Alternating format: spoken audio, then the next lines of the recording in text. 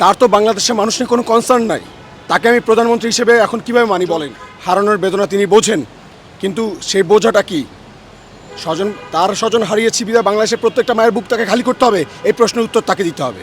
এই প্রশ্নের উত্তর দিয়ে তারপর তিনি যেথায় খুশি সেখানে যাক, ঠিক আছে?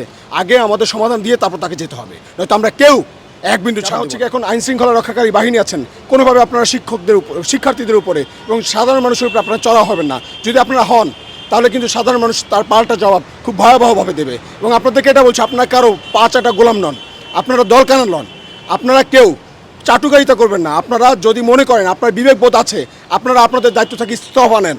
যদি মনে করেন আপনার চাকরি খাওয়া যাবে, আমরা সাধারণ মানুষ সেটা দেখব। আপনার কি হবে? আপনার রুটি রুজির ব্যবস্থা আল্লাহ করবে।